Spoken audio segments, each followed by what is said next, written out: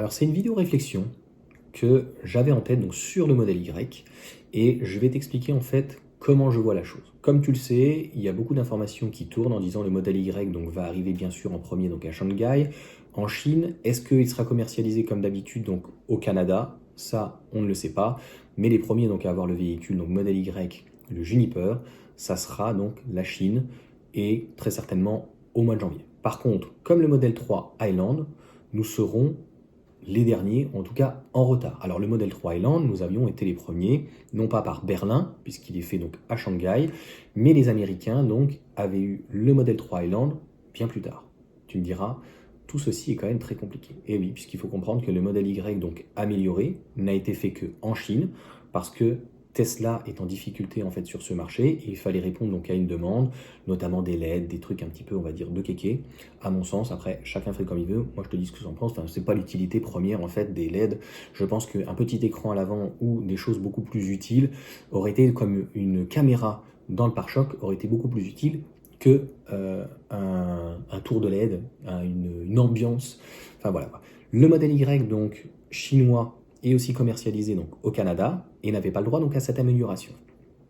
Et concrètement, pour moi, il va y avoir de grosses opportunités donc du modèle Y sur le premier trimestre, puisque comme je viens de t'expliquer, comme pour le modèle 3 Highland, donc en Chine et en Europe, ils ont été livrés, donc nous avons été livrés les premiers, de mémoire c'était en septembre, et le modèle américain est arrivé beaucoup plus tard, je crois novembre, décembre, donc il y a eu pratiquement 2-3 mois de décalage. Donc le modèle Y par contre arrive de Berlin, et donc la grosse difficulté, déjà maintenant au mois de décembre, qui arrive, c'est les volumes, donc qui risquent de s'effondrer.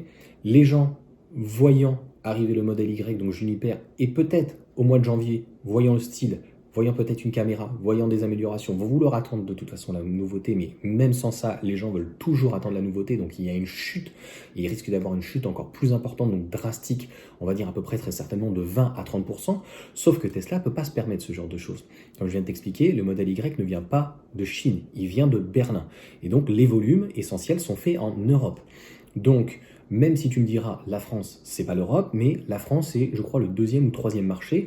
Donc, s'il y a un effondrement en France à cause des volumes, à cause des gens qui attendent, et d'une manière globale, mais aussi que le bonus a été réduit, notamment pour le super bonus de 7 000, parce qu'il faisait pas mal de ventes quand même avec les 7 000 euros à 4 000, eh bien, je pense qu'il faut s'attendre donc à un modèle Y qui baisse énormément ses prix. Je tiens à rappeler que le modèle Y, donc en Belgique, mais je crois aussi que c'est en Espagne, mais en Belgique, pour être et avoir donc le bonus de la Flandre, donc du côté flamand, eh bien, il est à 35 000 euros TTC. Oui, 35 000 euros TTC.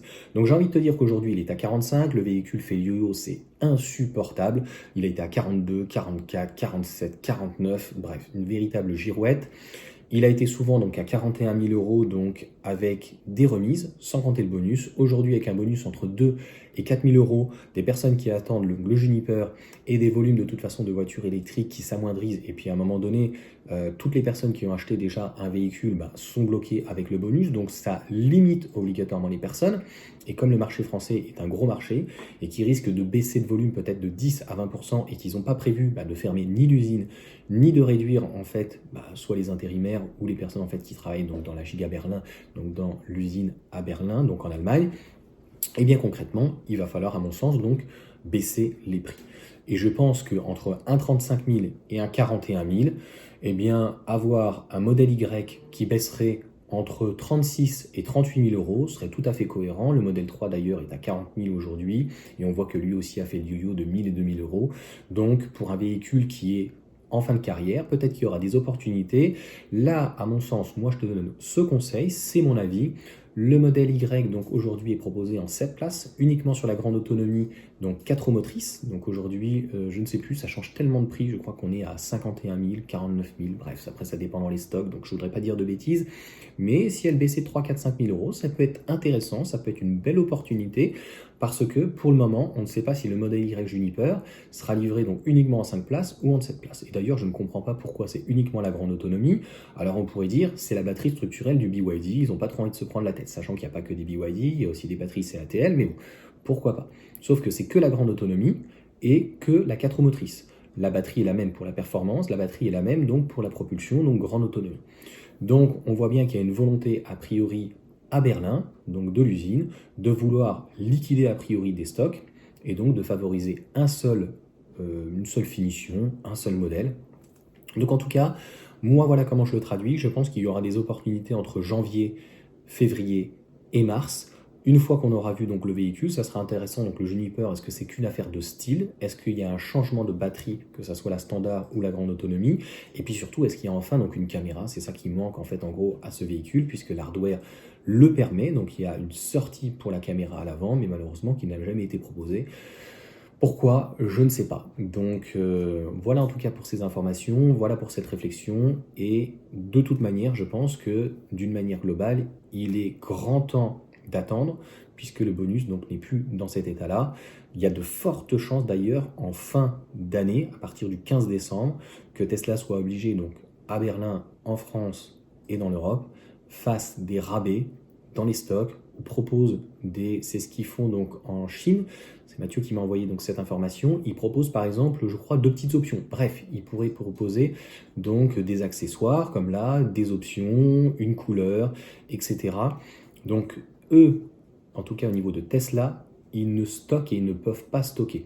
Et indirectement, ils détestent. Donc concrètement, les véhicules, ils sortent d'assemblage et ils sont donc dispersés dans les différents endroits donc, pour livrer.